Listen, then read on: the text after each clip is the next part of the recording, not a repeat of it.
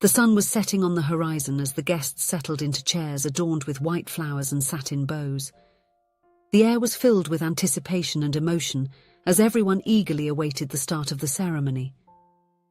At the altar, Scott nervously adjusted the tie of his impeccable black suit, his unfocused eyes fixed on an invisible point in front of him. Scott, a 35-year-old man, was known for his passion for music and his dedication as a singing teacher. His dark hair was carefully combed back, and his stubble gave him a charming, laid-back look. Despite not being able to see, his radiant smile lit up his face, reflecting the happiness he felt in his heart. Beside him, the best man James, his best friend since childhood, whispered words of encouragement. "It's almost time, Scott. You look amazing, man. Tina is going to be speechless when she sees you." Scott let out a nervous laugh. "Well, at least one of us will be able to enjoy the view," he joked, but there was a hint of melancholy in his voice. The past 12 months had been quite a journey for Scott. Losing his sight so suddenly had turned his world upside down, but it had also led him to find the love of his life. Tina had become his beacon in the darkness, his guiding light in a world he could no longer see. As he waited, Scott reflected on the events that had brought him there. He vividly remembered that fateful day, a year ago. It was a typical autumn morning. Scott was walking eagerly along the sidewalk toward the small cafe he frequented every day during his break at the music conservatory. The aroma of freshly roasted coffee and fresh bread filled the air, mingling with the scent of fallen leaves. Upon entering the cafe, Scott greeted the barista with a warm smile. "The usual, please, Mike." "Sure, Professor. A double cappuccino coming right up," Mike replied cheerfully. Scott positioned himself near the window, his favorite spot to watch the streets hustle and bustle. That's when he saw her for the first time, a magical sight passing by on the sidewalk. Her long hair flowed gently with the breeze, tied back in a relaxed ponytail. She wore a floral dress that danced around her legs as she walked with light, graceful steps. For a moment, Scott forgot to breathe. She was, without a doubt, the most beautiful woman he had ever seen. His eyes followed her as she passed by, quickly disappearing from view. "Scott! Scott!" Mike's voice brought him back to reality. "Your coffee is ready." Shaking his head to clear it, Scott grabbed his coffee, but his thoughts remained with the mysterious woman. In the days and weeks that followed, he saw her pass by several times, always at the same time, always equally stunning. On a particularly sunny morning, Scott was once again at the coffee shop, his eyes fixed on the window, eagerly waiting for a glimpse of the one who had captured his imagination. "Scott?" the barista called, holding the coffee. "Distracted again looking at that woman? At this rate, you're starting to look like a creep spying on people. Why don't you go talk to her?" Mike's words were the push Scott needed. With a sudden surge of courage, he grabbed his coffee and walked decisively out the door. His heart was pounding in his chest as his eyes searched for the familiar figure in the busy street. Then everything changed in an instant.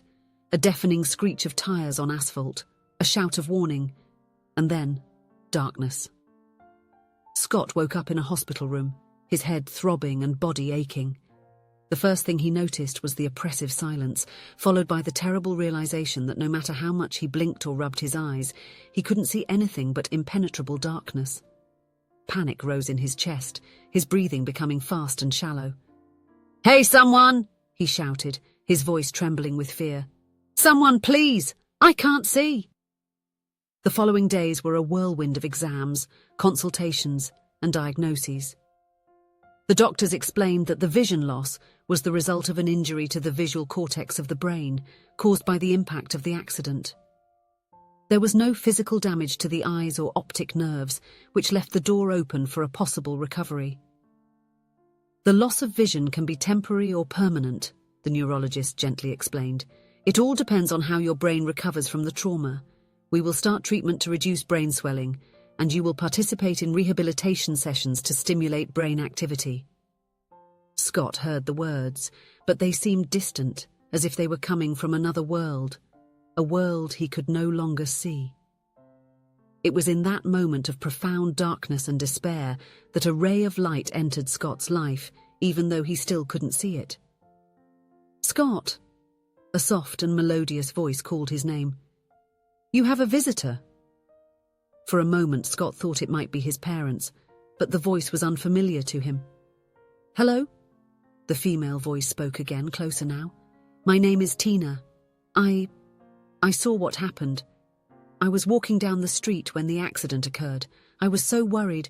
I wanted to know how you were." Scott's heart raced.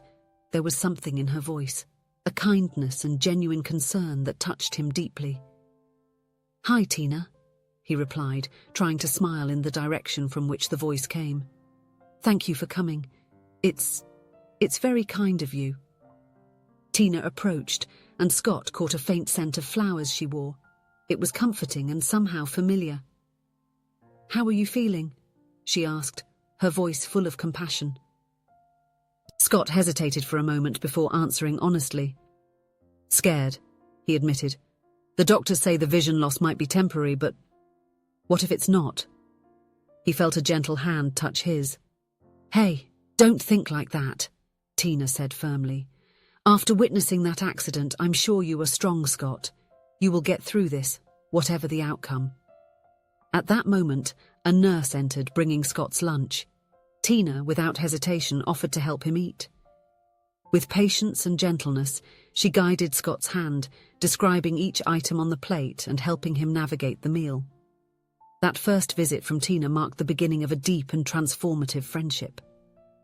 She returned every day, bringing with her stories from the outside world, music for Scott to listen to, and above all, hope. When Scott was discharged from the hospital, Tina continued to be a constant presence in his life. She helped him adapt to his new reality, describing the world around him with vivid and colourful words. Scott discovered that Tina was a teacher at a local kindergarten. She loved her job and spoke enthusiastically about her students and the lessons she taught. Scott, in turn, shared his passion for music, often singing to her or teaching her about music theory. As the months passed, their friendship blossomed into something deeper. Scott found himself eagerly anticipating Tina's visits, his heart racing at the sound of her footsteps approaching. He loved the sound of her laughter, the way she described the world to him, and the kindness in every touch. Tina, in turn, was increasingly enchanted by Scott's strength and determination. She admired how he faced each challenge with courage and good humour, how his passion for music remained unwavering even in the darkness. It was on a quiet spring afternoon, sitting in the park near Scott's house, that he realised he was hopelessly in love with Tina. The sound of children playing in the distance, the fragrance of newly bloomed flowers, and the gentle breeze created a magical atmosphere. "Tina," Scott said softly, turning in her direction. "I know I can't see your face, but I feel like I know every detail of your soul. You brought light into my life when I was in the deepest darkness. I think I'm in love with you." There was a moment of silence that seemed to last an eternity. Scott felt his heart pounding in his chest, fearing he had made a terrible mistake. Then he felt Tina's delicate hands touch his face, and her lips met his in a gentle and emotional kiss. "I love you too, Scott," Tina whispered when they parted. "From the first day at the hospital, I knew there was something special about you." Scott returned to teaching singing, his confidence restored by Tina's love and support. She was by his side at every medical appointment, at every therapy session, celebrating every small progress. 6 months after confessing his love, Scott decided he wanted to spend the rest of his life with Tina. With his father's help, he chose an engagement ring, a delicate piece of white gold with a small solitaire diamond. Scott took Tina for a picnic in the park where they had shared their first kiss. With his heart racing, he held her hands and said, "Tina, you have changed my life in ways I could never have imagined. You have shown me that there is light even in the darkest darkness. I want to spend the rest of my days by your side, listening to your laughter, feeling your touch, loving every part of you. Tina, Will you marry me?" Tina was silent for a moment, and Scott felt a tear fall on his hand.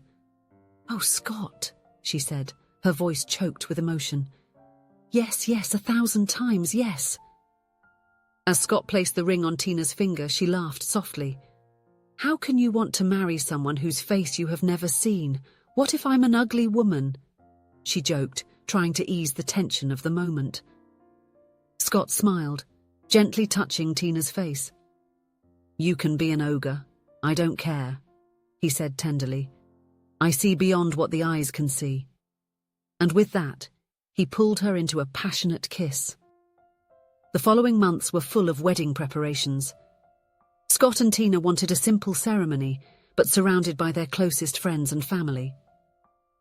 In the week leading up to the big day, Scott began to notice something strange. Occasionally, he saw small flashes of light or occasional shadows. Sometimes he could perceive vague shapes and more defined outlines. He said nothing to Tina or the doctors, not wanting to create false hopes. And now, here he was, at the altar, waiting anxiously for his bride's arrival. Scott's heart was pounding in his chest, a mix of nervousness and excitement pulsing through his veins. Suddenly, the music changed. The first chords of the wedding march filled the air, and a collective sigh of admiration echoed among the guests. Scott felt a sudden shift in his perception. His vision, which until then had been only darkness punctuated by occasional flashes of light, began to clear. At first, there were only indistinct shapes and patches of colour. But as the music continued and the guests' sighs intensified, Scott's vision became sharper. He blinked several times, unable to believe what was happening. And then, he saw her. Walking down the aisle, wrapped in a white dress that floated around her like a cloud, was Tina. Her long hair was elegantly styled, adorned with small white flowers. She held a bouquet of white roses and smiled radiantly, her eyes fixed on Scott. Tears started to stream down Scott's face. He could see, even though his vision was still blurred and misty. He could see the flowers that formed an aisle, the smiling faces of the guests, the golden rays of the setting sun. But above all, he could see Tina. When Tina reached the altar, she immediately sensed that something was different. Scott's eyes, once vacant and unfocused, now looked at her with an intensity that made her gasp. "Scott," she whispered, her voice trembling with emotion. With trembling hands, Scott touched Tina's face, gently tracing her features. His fingers, which had long served as his eyes, now confirmed what his newly recovered sight showed him. "Tina," he said, his voice choked with tears. "It's you, the most beautiful woman I have ever seen in my entire life." He paused, a smile of recognition lighting up his face. "It was always you." Tina looked at him, confused. "What do you mean?" Scott laughed softly, tears of joy streaming down his face. "Before the accident, I used to see a beautiful woman walk by on the street every day. I admired her from afar, dreaming of one day having the courage to talk to her." He gently caressed Tina's face. "It was you, Tina. The woman I admired from afar and the woman who saved me in the darkness are the same person." Tina gasped, suddenly remembering. "The man in the cafe, was that you? I remember seeing someone watching me through the window, but I never—" Scott nodded, smiling through tears. "Fate, isn't it? On the day of the accident, I had finally decided to talk to you, and look at us now." The two laughed softly, tears of joy mingling on their faces. The officiant, visibly moved, cleared his throat gently. "Well, it seems we have a miracle on our hands. Shall we proceed with the ceremony?" Scott and Tina nodded, unable to take their eyes off each other. The ceremony continued, but for the couple, it felt like the world had stopped. Every word, every promise held deeper meaning now. When they were finally declared husband and wife, the kiss they shared was full of love, gratitude, and promises for the future. The guests applauded and celebrated, many with tears in their eyes at the miracle they had witnessed. As the night progressed, and the guests danced and celebrated, Scott and Tina found a moment of quiet. Hand in hand, they gazed at the starry sky, grateful for every moment that had brought them there. "You know," Scott said softly, "for a long time, I thought losing my sight was the worst thing that could have happened to me. But now I see it was the best. It brought me to you." Tina smiled, squeezing his hand. "And it brought me to you." Who would have thought that the mysterious man at the cafe and the brave patient at the hospital were the same person? Scott laughed, pulling her close. "Fate has an interesting sense of humor, doesn't it?" "Certainly," Tina agreed, leaning in for a kiss. A few days later, Scott's doctors examined him and considered his recovery remarkable. After a series of preliminary tests, they attributed the recovery to Scott's brain's neuroplasticity. "It is truly remarkable," explained the neurologist, clearly fascinated. "It seems that other areas of your brain have compensated for the function of the damaged visual cortex. Additionally, the reduction in swelling and the natural healing of brain tissue have contributed to the partial restoration of the neural pathways responsible for vision. It's a rare case, but not without precedent." Scott listened to the medical explanation with a smile, but his eyes never left Tina. To him, the explanation was much simpler. Love had healed his vision. If you enjoyed the story, please leave a comment with a rating from 1 to 5 to show how much you liked it. Also, watch the video that is now appearing on your screen. See you soon.